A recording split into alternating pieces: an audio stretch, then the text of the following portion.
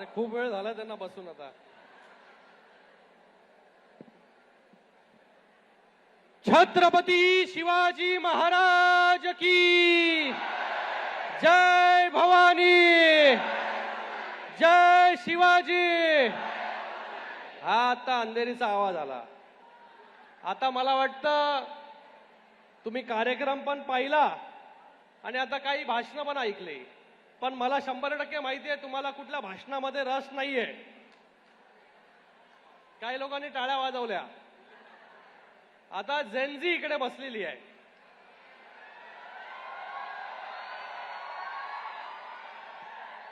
मुर्जी काकांनी कार्यक्रम ठेवला. मुर्जी काका मला बोलले एक बहुत बड़ा कार्यक्रम रखते हैं डॉक्टर साहब, आप मेरे एक भी कार्यक्रम में नहीं आए. साहब आए, इतने हजार लोग आए, उतने हजार लोग आए. मैं बोला रखो कार्यक्रम ठेवा बोलो. मग मुर्जी काका बोलले हाँ कार्यक्रम रखता हूं मैं. काल मला माहिती पडलं त्या काल बॅनर कार्यक्रमाचा बॅनर आला, युवकांबरोबर संवाद. मी बोललो आत्ताच्या घडीला जे आहे जेनझी बरोबर संवाद करणं बोललो डेंजरस आहे खूप.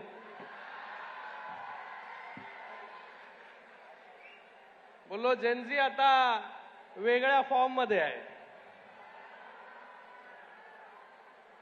पण इकडे मोठ्या संख्येमध्ये आपण सगळे लोक उपस्थित झालात, तर मी तुम्हाला भाषण करून जे आहे ते बोर वगैरे करणार नाहीये. तर इकडे येऊन असा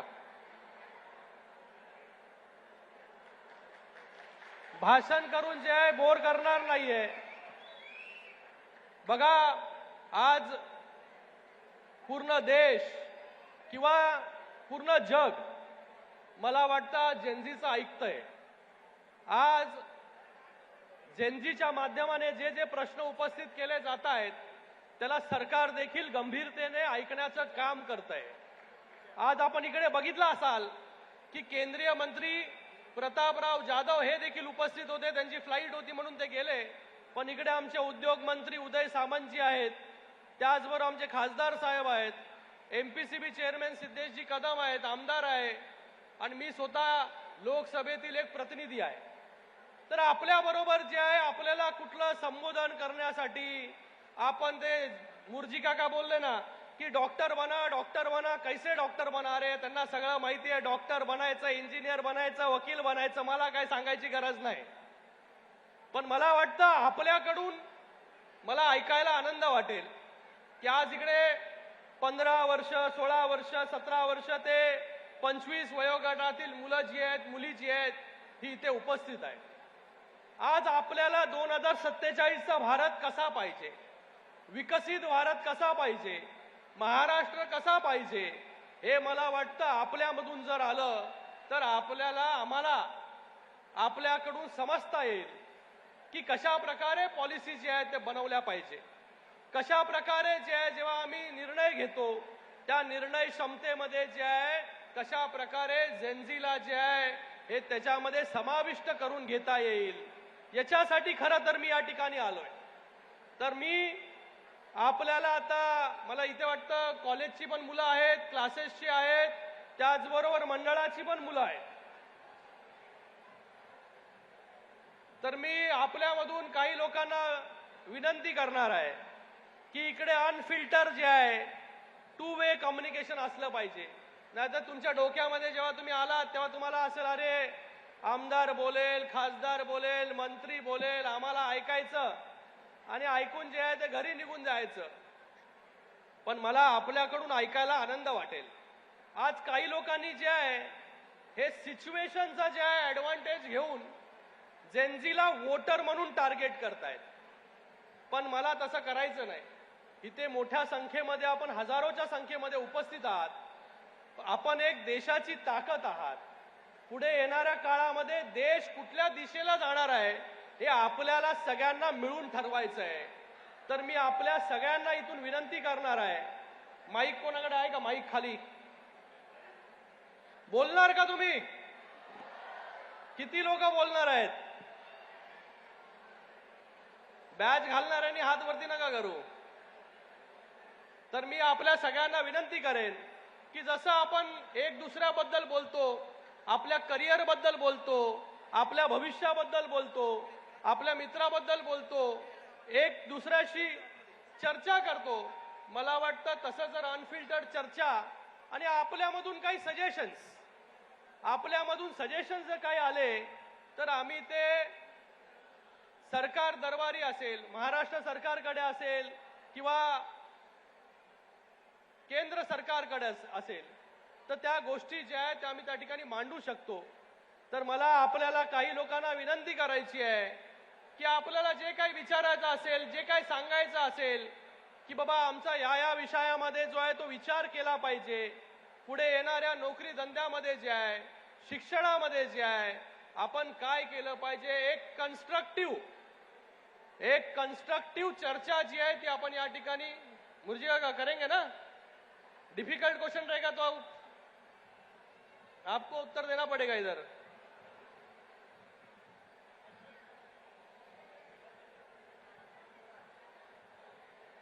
अरे कोणाला बोलायचंय की नाही?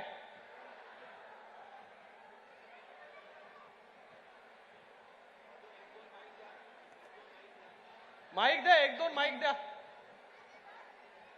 तुम्ही इकडे आलात त्याच्याबद्दल सर्वात पहिलं धन्यवाद.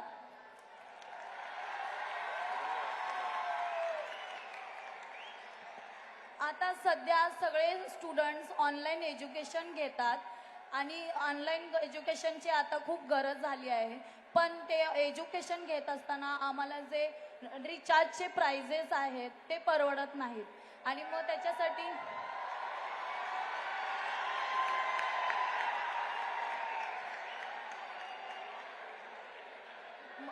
मला असं वाटतं की सगळ्या युवांच्या वतीने मी तुम्हाला असं सजेस्ट करू शकते की हे रिचार्जचे जे प्राइस वाढले आहेत त्यात तुम्ही काही कमी करू शकता किंवा आमच्या सारख्या नॉर्मल मिडल क्लास विद्यार्थ्यांसाठी काही चेंजेस करू शकता तर खूप बरं होईल.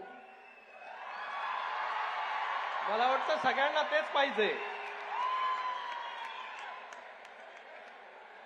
ठीक आहे, नेक्स्ट कोण आहे? मला वाटतं सगळ्यांनी जरा एक दुसऱ्याचं ऐकलं तर काय विचारायचं हे देखील सुचेल. फक्त कठीण प्रश्न जास्त विचारू नका.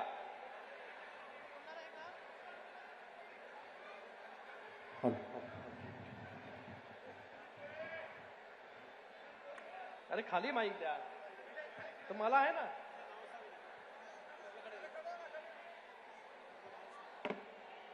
कुठे गेला माईक? बोल, वरती उभा आहेस तू एकदम, बोल.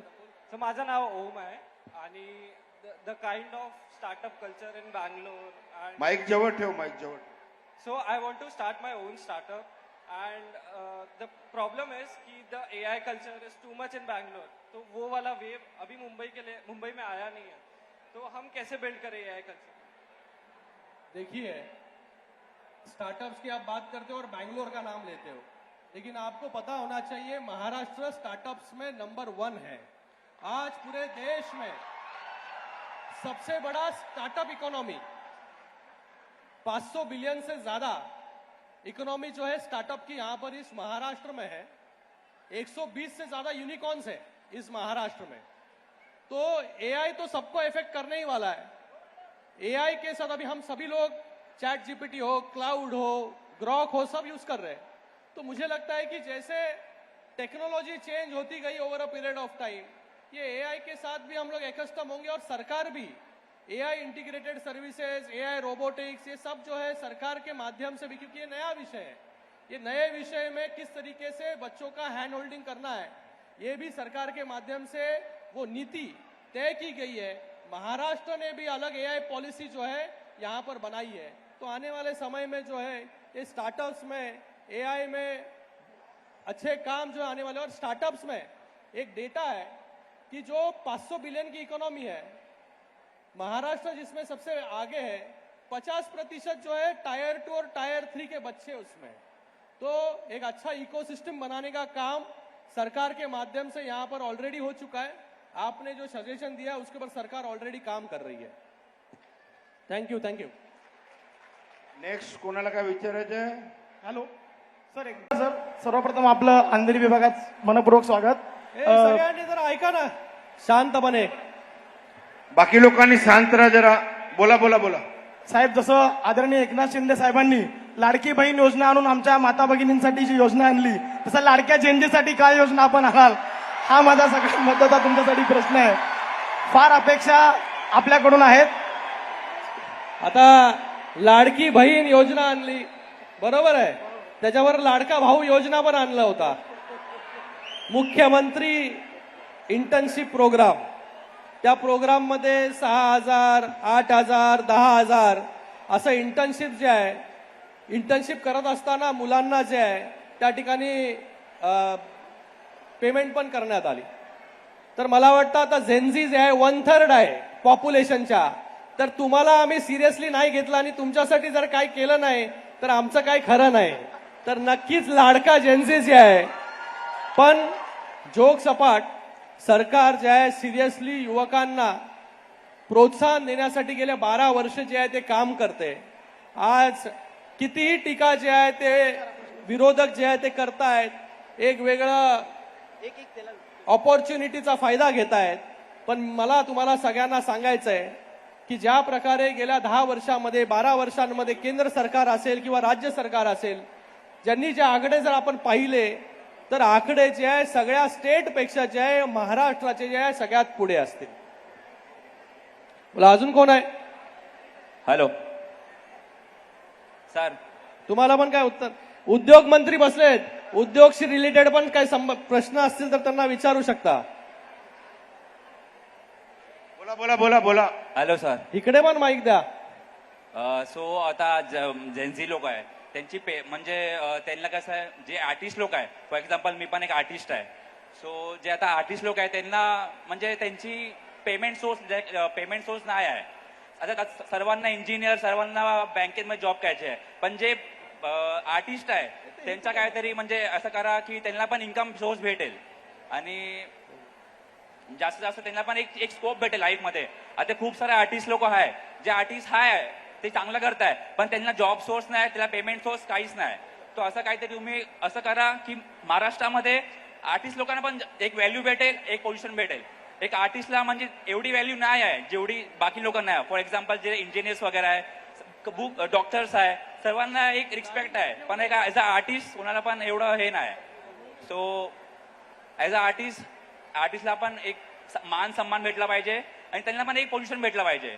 आता कोणा पण आपण इंट्रोड्यूस केलो की हा मायसेल्फ आय एम आर्टिस्ट, तो त्यांची पोझिशन एक तशी नाही आहे. मला थोडं थोडक्यात बाकी भरपूर लोक आहेत. Okay okay.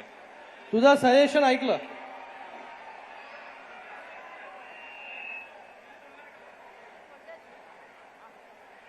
नमस्कार सर, मैं सुधाकर राय यूपी से बिलोंग करता हूँ. अरे वाह. बट मेरा एक छोटा सा क्वेश्चन है कि महाराष्ट्र में जो मराठी भाषा सीखने के लिए जो अभियान चलाया जा रहा है, हम उससे प्रेरित हैं और सीखना भी चाहते हैं. और मैं माननीय मुरजी पटेल काका से आग्रह करूंगा कि जो यहाँ के युवा हैं, उत्तर भारतीय हैं, सीखने के लिए क्या उनको कुछ अलग से क्लासेस की व्यवस्थाएं मिल सकती हैं जो मराठी भाषा हम लोग को सिखाए. मराठी भाषा तो अभी सिखाने के लिए शुरुआत की है हमने. जी जी जरूर शुरुआत की है सर, लेकिन ये जो शुरुआत है वो रोडों पे पकड़ के जबरदस्ती अराजकता तो लोग कुछ मनमानी कर रहे हैं. क्लासेस की व्यवस्थाएं युवाओं को, जो छोटे वर्ग के लोग हैं, माननीय काका जी की तरफ से कुछ आश्वासन ऐसा कुछ मिल सकता है क्या? अच्छा सजेशन है आपका. अभी तो हमने जो ऑटो रिक्शा ड्राइवर्स है जी, जी. उनके लिए मराठी भाषा सिखाने का प्रावधान यहाँ पर किया है. जी जी तो वो भी सीख रहे हैं, अच्छे से खुले मन से सीख रहे हैं, क्योंकि मुंबई में हम सभी लोग रहते हैं. तो आपका जो सजेशन है उसके बारे में भी हम विचार करेंगे कि युवाओं को भी किस प्रकार से सिखाया जाए. जी जी बहुत बहुत आभार सर. अभि हे शेवटचं हे बाजूला द्या, तो बाजूला द्या माईक. काका एक शेवटचे हा बोल बोल. श्रीकांत शिंदे साहेब, जय महाराष्ट्र. सर्वात प्रथम तुमचं स्वागत या अंधेरी विधानसभेमध्ये. ऍज अ स्टुडंट मला एकच क्वेश्चन आहे की आता स्टुडंट ट्रेनमधून ट्रॅव्हल करतात, बसमधून ट्रॅव्हल करतात, तर त्याची कॉस्टिंग खूप हाय असते. म्हणजे ट्रेनची झाली की कशाची झाली. आता ट्रेनमध्ये लेडीजसाठी स्पेशल डब्बा आहे, जेंट्ससाठी स्पेशल आता डब्बा आहे. जेनझी साठी करायचंय. नाही सर, मी स्टुडंटसाठी बोलतोय. स्टुडंटसाठी. हा, स्टुडंट्सला ऍक्च्युली धक्के मारत जावं लागतं किंवा लटकत जावं लागतं, त्यांचं रिक्स असतं, तर चांगलं त्यांच्यासाठी स्पेशल डब्बा. सजेशन आहे तुमचं. सजेशन जे आहे ते नक्कीच आम्ही मंत्र्यांकडे जे आहे ते थँक्यू सर. जय महाराष्ट्र. स्टुडंट माईक तिकडे जाऊ द्या विशाल. माईक तिकडे द्या. मागे मागे मागे मागे द्या. माईक इकडे पण मागे द्या, या मागे साईडला द्या. पण लोक बसलेले आहेत. हॅलो साहेब, जय महाराष्ट्र. साहेब, मी ॲडव्होकेट समीर सावंत, अंधेरी पूर्व विधानसभेतला. साहेब, एक फक्त सजेशन होतं की आपले जे लोकसभेचे जे काही आपले मेंबर्स आहेत आपल्या पक्षातर्फे, जर त्यांच्यासाठी म्हणजे तुमच्याकडे हे जे यंग स्टुडंट्स आहेत आताचे, त्यांच्यासाठी जर फेलोशिप स्टार्ट केली तर मला वाटतं की बऱ्यापैकी जे आपले यंग जेन्सीज आहेत त्यांना यंग पॉलिसीजबद्दल आणि पॉलिसीजबद्दल पण त्यांना जास्त माहिती पडेल. यावर तुमचं मत जाणायचं होतं फक्त. हा, फेलोशिप हा सर, खासदार आणि आमदारांमध्ये फक्त खासदार किंवा आमदारांमध्ये. ऑब्व्हियसली खासदारांकडे जास्त पॉलिसीज मेकिंग रिलेटेड दिल्लीमध्ये असतात त्याच्यामुळे. नाही, दिल्ली नाही, नक्कीच त्याच्यावरती पक्ष म्हणून आम्ही सगळे लोक विचार करतोय. नक्कीच. आणि MP फेलोशिप जे आहे प्रोग्राम्स, हा प्रोग्राम जो आहे पक्षाकडून ज्याच्यामध्ये मुलांना राजकारणाचा अनुभव, कॉन्स्टिट्युएन्सीचा अनुभव आणि त्याचबरोबर पॉलिसी मेकिंगचा अनुभव कशा प्रकारे येईल तो देखील जे आहे ते येणाऱ्या काळामध्ये पक्षाच्या माध्यमाने कार्यक्रम जो आहे हा राबवला जाईल. हॅलो चला अरे इथे दे ना माईक. अरे बाकी दे. या बाजूला माईक द्या. मुलांना या स्टुडंट बाजूला माईक द्या आता. हॅलो. मी स्टुडंट प्लस शाखेमध्ये पण काम करतो. स्टुडंट प्लस व्हॉलेंटियर आहेस. हा. नमस्कार सर. मागे मागे कोणाला विचारायचं नाही का? सर जय महाराष्ट्र. एक मिनिट. सर नमस्कार. Thank you for listening us. Sir मेरा क्वेश्चन ये था कि मैं 3 ईयर से नीट के लिए प्रिपेयर कर रही हूँ. एज यू सी कि कैसे. हा माईक एक मिनिट. हाँ हे सुरू करो ना मॉनिटर. साऊंड वाला हा माईक सुरू कर. हा माईक स्पीकर बोला. Speaker. Hello sir. Hello. Thank you sir for listening us. Sir मैं नीट के लिए प्रिपेयर कर रही थी. 3 ईयर्स से मेरा ड्रॉप चल रहा था. What ever it is. आप देख रहे हैं जैसे स्कैम्स एंड ऑल हो रहे हैं. स्टिल हमारी कंस्टिट्यूएंसी में ऐसे बहुत सारे स्टूडेंट्स हैं जो फिर भी नीट एग्जाम के लिए प्रिपेयर कर रहे हैं. सो मैं ये सजेस्ट करना चाहती हूँ आपको कि जैसे बच्चे जो हैं जो नीट के लिए प्रिपेयर कर रहे, they are not able to afford coachings या फिर लाइब्रेरीज. सो क्या हमारे डिजिटल एरिया में कोई एक डिजिटल स्टडी हब नहीं बनवा सकते, जैसे जो वेर फ्री लाइब्रेरी मतलब लाइब्रेरी हो, फ्री बुक्स रहे, 24 आवर्स कनेक्शन रहे, इंटरनेट कनेक्शन रहे और लाइब्रेरी भी फ्री रहे. बहुत अच्छा सजेशन है आपका.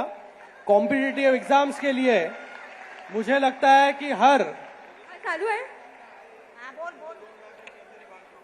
आपका सजेशन जो कॉम्पिटिटिव एग्जाम्स को लेके है, नीट हो या और कोई एग्जाम हो, इन सभी एग्जाम्स के लिए एक डेडिकेटेड सेंटर होना चाहिए. वाइकर जी बता रहे कि उनके चुनाव क्षेत्र में है.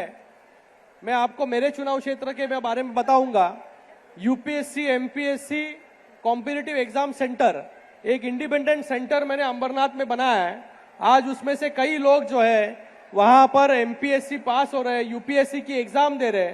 तो आपका जो सजेशन है कि हर विधानसभा में ये होना चाहिए, तो पार्टी की ओर से और सरकार की ओर से ये करने की कोशिश जो है 100% हम करेंगे, जिससे सभी बच्चों को 24 आवर्स लाइब्रेरी की व्यवस्था यहाँ पर मिले. तो यही सजेशन, ऐसे सजेशन सुनने के लिए हम यहाँ पर आए. बहुत अच्छा सजेशन आपने दिया. 2 लाइब्रेरी का काम चल रहा है यहाँ पर. Good evening sir. जय महाराष्ट्र. सर माझा प्रश्न होता की सर बोलतायत ते. बोल बेटा बोल. तू बोल. सर माझा प्रश्न होता की अनेक स्टुडंट्स आहेत ते फायनान्शियली खूप स्ट्रगल करतात आणि मला सुद्धा MBBS करायचं होतं आणि माझ्याकडे फायनान्शियल फंड्स नव्हते. तर आता मी दुसरा कोर्स करते, बट मी लेटर सुद्धा दिलेले आहेत, बट ऍक्च्युली मला कधी फायनान्शियल हेल्प नाही भेटलेली आहे. माझी फीस खूप जास्त आहे आणि मला हवं आहे की जे मरोळमध्ये स्टुडंट्स आहेत त्यांना फायनान्शियल हेल्प भेटावी. नक्की पक्षाच्या माध्यमाने जे आहे ज्या स्टुडंट्स फायनान्शियली वीक आहेत त्यांना नक्कीच मदत करण्याचा प्रयत्न. मुरजी जी आप डिटेल ले लो. थँक्यू. थँक्यू. शिंदे साहेब इकडे कुठे? या बाजूला इथे समोर. लेफ्टला, राईटला, समोर. समोर बघा. नमस्कार. हा. माझं नाव दिगंबर वाघमारे. बोला दिगंबरजी बोला. दिगंबर हॅलो फेमस आहे. वाघमारे क्लास चालवतोय. सर चांगलं मी काम आहे. नीट आणि जेईच्या मुलांना शिकवतो. तर माझा प्रश्न असा आहे की या देशामध्ये काही अराजक तत्व जे आहेत जे जेनझीला दिशाभूल करत आहेत त्यांच्यापासून जेनझीनी स्वतःची सुरक्षा कशी करावी?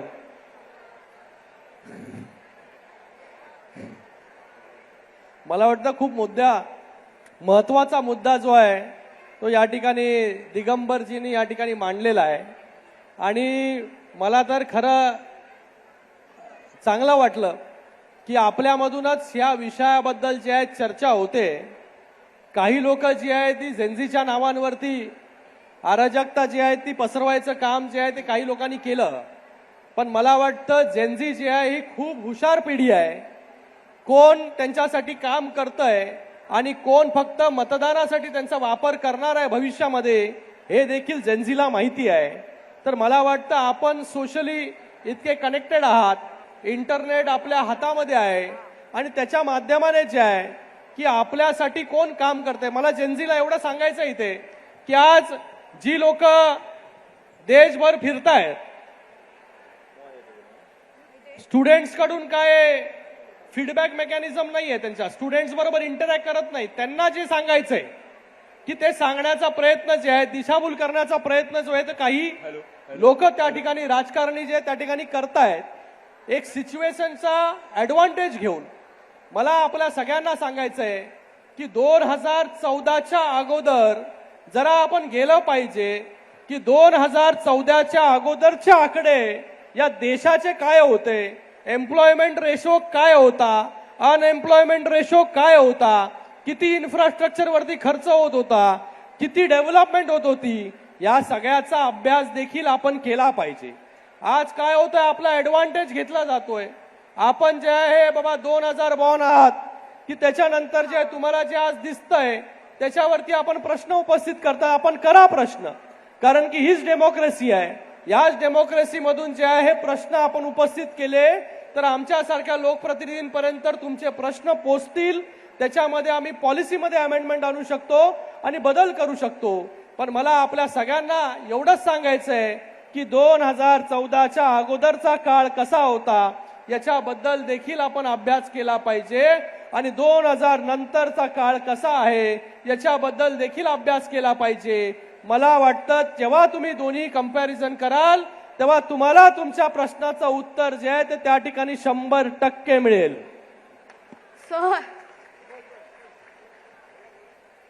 सर इथे कुठे खाली खाली. तर मला क्वेश्चन आहे. तर आता जसं सर्वांना माहित आहे की जेनझी आता जेनझी खूपच पॉप्युलर आहेत आता. झेन अल्फा पण आहे. काय झेन अल्फा पण आहे. सर्वे नो डाऊट.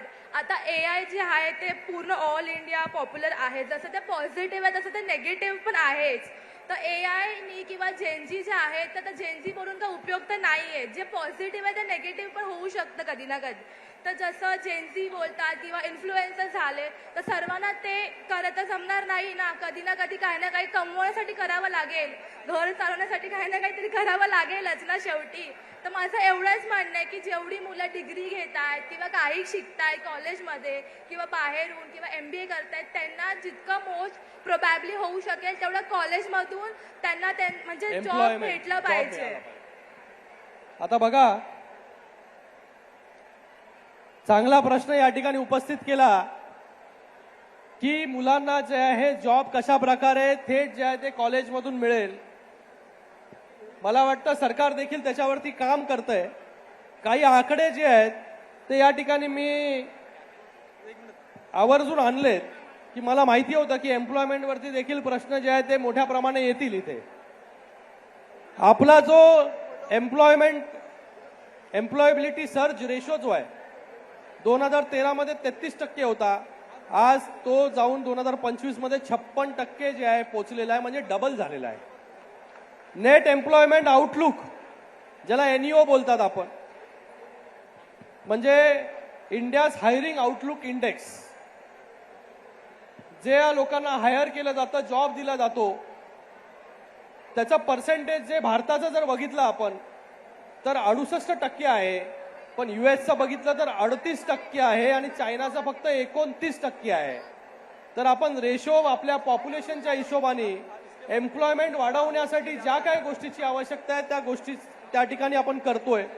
मुद्रा योजनेच्या माध्यमाने असेल, त्याचबरोबर मुलांना PM विकसित भारत रोजगार योजना असेल, याचे नंबर्स देखील खूप आहे की फॉर्मल जॉब सेक्टर आतापर्यंत आपण 8.5 कोटी जे आहे 2 वर्षांमध्ये आपण क्रिएट केलेले आहेत.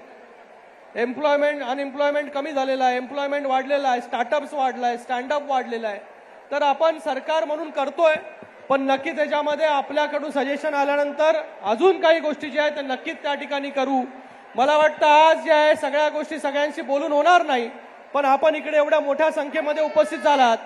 आपण वारंवार जे आहे ते मला वाटतं मुर्जीजी आम्ही आपली सुरुवात excuse me sir, sorry to sir, sir. Interrupt. Sir एक लास्ट एक प्रश्न शेवटचे घ्या. सर सर इकडे मधी एक शेवटचे घ्या. सर सर इकडे सर आपल्याला Last माहित आहे question. अरे कुठे इकडे सर मधी समोर मधी बघा इथं तुम्ही. हा समोर, बोल सर.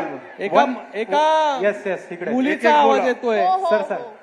1/3 पॉप्युलेशन जेनझी आपण बोललात, पण सेंट्रल एजन्सीची रिपोर्ट आहे की मॅक्झिमम ड्रग्स कन्झप्शनचं पण जेनझी घेत आहेत. मग आपल्याला ह्याच्याबद्दल काय बोलायचं म्हणजे हेलो drugs सर, यही free पॉइंट महाराष्ट्र मेरा झाला भी पाहिजे. इशू है बहुत.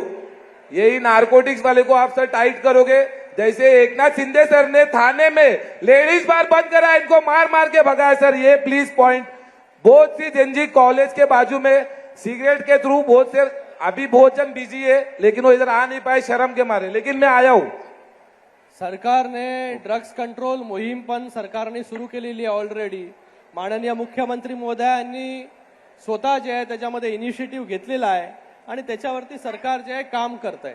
इथे मध्ये एक मला वाटतं सगळ्यांशी बोलणं होणार नाही, तुम्हालाही खूप वेळ झालेला आहे, 9:30 वाजलेले आहेत.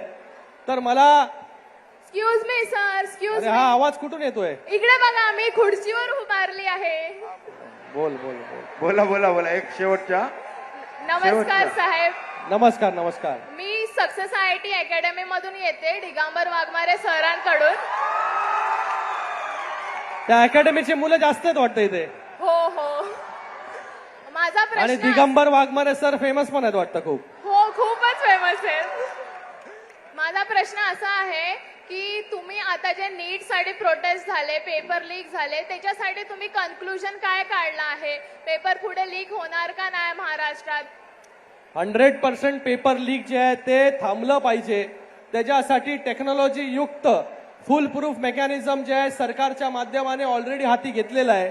तुम्हाला माहिती आहे नीटसाठी स्पेशल बिल पार्लमेंटमध्ये पास झाला, ज्याच्यामध्ये 10 वर्ष जे आहे त्या ठिकाणी जेल आहे आणि त्याचबरोबर त्या ठिकाणी 10 कोटीचा दंड जो आहे हा त्या ठिकाणी त्या बिलमध्ये आपण पास केलेला आहे. आणि येणाऱ्या काळामध्ये नीट असेल किंवा कुठलीही परीक्षा असेल, आता टेक्नॉलॉजी पुढे जाते, त्या टेक्नॉलॉजी बरोबर जे आहे ते आपणही पुढारलं पाहिजे. आणि ही सगळे परीक्षा कशा प्रकारे फुलप्रूफ होईल त्याच्यावरती सरकार पूर्ण ताकदीने काम करते. सर, खासदार साहेब खूप खूप धन्यवाद. आता साहेब एक मी बोलतो जरा थोडक्यात. बोला ना. एक उत्तर भारतीय मुलाने विचारलं, मी अंधेरीमध्ये जेवढे क्लास आहे राजेश सर तुम्हालाही सांगतो, दिगंबर सर तुम्हालाही सांगतो की आपण मराठीचा क्लास हा कंपल्सरी उत्तर भारतीय मुलांना शिकवावा. त्याच्यासाठी जे काय खर्च आहे शिवसेना पक्ष म्हणून आम्ही करू, पण त्यांना मराठी कंपल्सरी तुम्ही शिकवा अशी विनंती करतो. आणि